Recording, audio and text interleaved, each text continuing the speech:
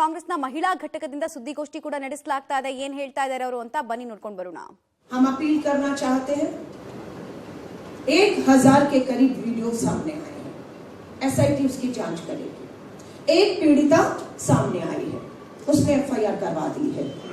हम बाकी पीड़ित विक्टिम्स को अपील करते हैं, जितनी भी विक्टिम्स हैं हम उनकी जानकारी को कानून के मुताबिक एसआईटी हो, स्टेट वुमेन कमीशन हो, पूरी तरह से उनकी जानकारी को सीक्रेट गुप्त रखा जाएगा।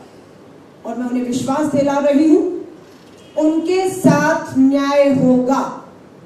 इसलिए मैं अपील करती हूं उन सभी विक्टिम से, सामने आइए, आगे आइए।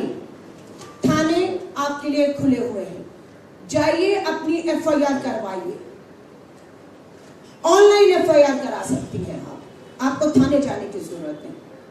आप 0 एफआईआर करा सकती हैं। देश के किसी कोने में भी वो विक्टिम आज अगर है, जिनकी संख्या 1000 है, आप देश के किसी कोने से 0 एफआईआर कराइए।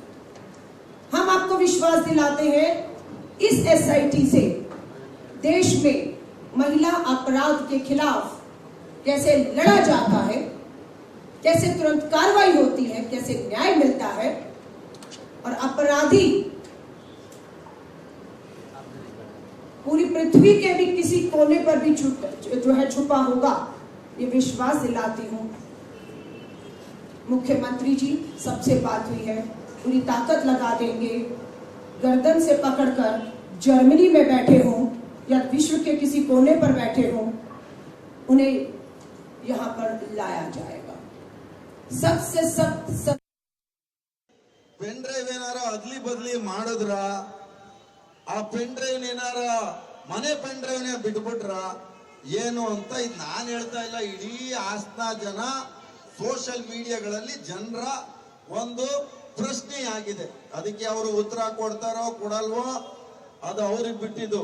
ಬಟ್ ರಾಜ್ಯ ಜನತೆಗೆ ಮಾತ್ರ ಪೆನ್ ಡ್ರೈವ್ ಬಿಡ್ತೀನಿ ಅಂತ ಒಂದು 6 ತಿಂಗಳಿಂದ ಎದುರಿಸುವಂತ ಕೆಲಸವನ್ನ ಮಾಡ್ತಾ ಇದ್ರು.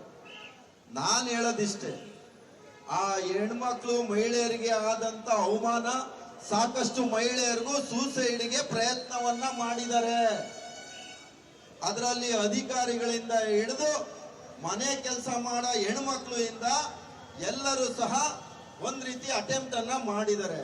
ಇದು ಈ ವಿಚಾರವಾಗಿ ಬಹಳ ದುಃಖಕರವಾದಂತ ಸನ್ನಿವೇಶ, ನೋವಾಗ್ತದೆ. ಈ ವಿಚಾರಗಳನ್ನ ಮಾತಾಡ್ಲಿಕ್ಕೂ ಸಹ ಆದಷ್ಟು ಬೇಗ ಆ ಯಾವ ಹೆಣ್ಮಕ್ಳಿಗೆ ಅನ್ಯಾಯ ಆಗಿದೆ ಅವ್ರಿಗೆ ನಿಜವಾಗ್ಲೂ ನ್ಯಾಯ ಸಿಗಬೇಕು ಅಂತ ಹೇಳಿ ನಾವು ಧ್ವನಿಯನ್ನ ಎತ್ತುತ್ತೀವಿ. ಇದನ್ನ ಎಲ್ಲಿವರೆಗೂ ಅವ್ರಿಗೆ ನ್ಯಾಯ ಸಿಗಲ್ಲ ಅಲ್ಲಿವರೆಗೂ ಹೋರಾಟವನ್ನ ನಾವು ಮುಂದುವರಿಸ್ತೀವಿ.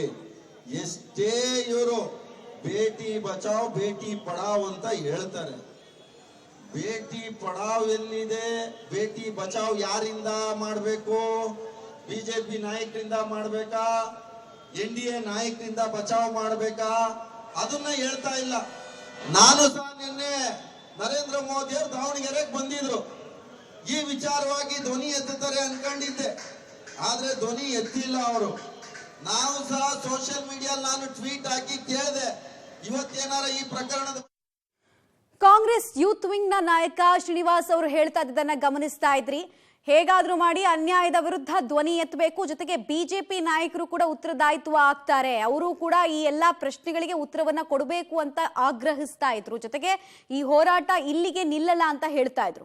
मैं यहाँ पर आपके साथ इंग्लिश की पूरी प्रेस रिलीज, जो मैंने बात हिंदी में की, इंग्लिश की रिलीज दूंगी और हम लोग आपकी क्षेत्रीय भाषा में भी इस बात को रखना चाहते हैं।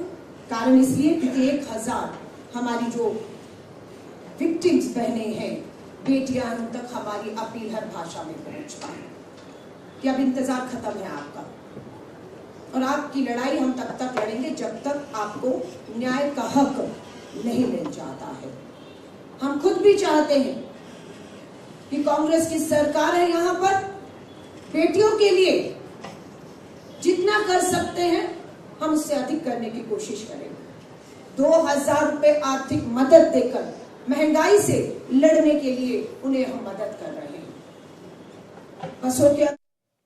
ಸೊ ಗಮನಿಸ್ತಾ ಇದ್ವಿ ನಾವು ನ್ಯಾಷನಲ್ ಲೆವೆಲ್ ಕಾಂಗ್ರೆಸ್ನ ಲೀಡರ್ಸ್ ಕೂಡ ಇವತ್ತು ಮಹಿಳಾ ಘಟಕದ ವತಿಯಿಂದ ಸುದ್ದಿಗೋಷ್ಠಿಯಲ್ಲಿ ಮಾತನಾಡ್ತಾ ಹೇಳ್ತಾ ಇದ್ರು, ನಾವು ನಿಮಗೆ ನ್ಯಾಯ ಕೊಡಿಸ್ತೀವಿ, ನಿಮ್ಮ ಗೌಪ್ಯತೆಯನ್ನ ಕಾಪಾಡುವಂತಹ ಜವಾಬ್ದಾರಿ ನಮ್ದು, ಮುಂದೆ ಬನ್ನಿ, ಸ್ಟೇಷನ್ ಅಲ್ಲಿ ಕಂಪ್ಲೇಂಟ್ ಅನ್ನು ಕೊಡಿ, ನಾವಿದೀವಿ ನಿಮ್ ಜೊತೆಗೆ ನಿಮಗೆ ನ್ಯಾಯ ಸಿಕ್ಕೇ ಸಿಗುತ್ತೆ ಅಂತೆಲ್ಲ ಹೇಳ್ತಾ ಇದ್ರು.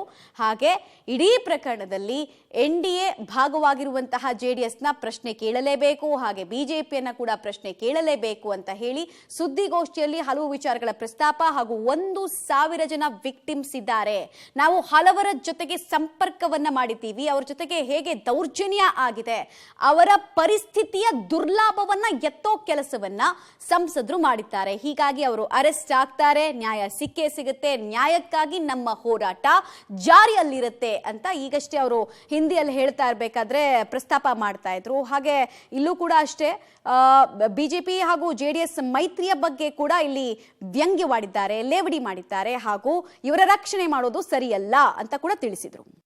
ಕೆಲಸ ಇಲ್ಲಿ ಆಗ್ತಾ ಇದೆ. ಮತ್ತೆ ಇದು ರಾಜ್ಯದಾದ್ಯಂತ ಮುಂದಿನ ದಿನಗಳಲ್ಲಿ ಬಹಳ ದೊಡ್ಡ ಮಟ್ಟದಲ್ಲಿ ವ್ಯಾಪಕವಾಗಿ ಹೋರಾಟವನ್ನ ಮುಂದುವರಿಯುತ್ತೆ.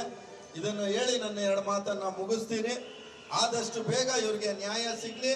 ಆಮೇಲೆ ಯಾರು ಸಹ ಅರ್ಜೆಂಟ್ ಮಾಡಿ ಅವರು ಆತ್ಮಹತ್ಯೆಗೆ ಆ ರೀತಿಯಾದಂತ ಪ್ರಯತ್ನಗಳನ್ನ ಮಾಡಬಾರ್ದು. ಅದಕ್ಕೆ ಕಾನೂನಿದೆ, ಕಾನೂನಲ್ಲಿ ತಪ್ಪಿತಸ್ಥರಿಗೆ ನಿಜವಾಗ್ಲೂ ಶಿಕ್ಷೆ ಸಿಗುತ್ತೆ. ಆ ತರ ಏನಾರು ಕಾಂಗ್ರೆಸ್ ಯೂತ್ ವಿಂಗ್ ನ ನಾಯಕರ ಪ್ರೊಟೆಸ್ಟ್ ನಲ್ಲಿ ಶ್ರೀನಿವಾಸ್ ಅವರು ಹೇಳ್ತಾ ಇದ್ರು, 2-3 ಜನ ಸೂಸೈಡ್ ಅಟೆಂಪ್ಟ್ ಮಾಡಿದ್ದಾರೆ, ಆ ತರದ್ ಯಾವ್ದು ಮಾಡಕ್ ಹೋಗ್ಬೇಡಿ, ನಿಮಗೆ ನ್ಯಾಯ ಸಿಗುತ್ತೆ, ನಾವು ಈ ಪ್ರತಿಭಟನೆಯನ್ನ ಇನ್ನೂ ಮುಂದಿನ ದಿನಗಳಲ್ಲಿ ಇನ್ನಷ್ಟು ಜೋರಾಗಿ ಮಾಡ್ತೀವಿ ಅಂತ ತಿಳಿಸ್ತಾ ಇದ್ರು.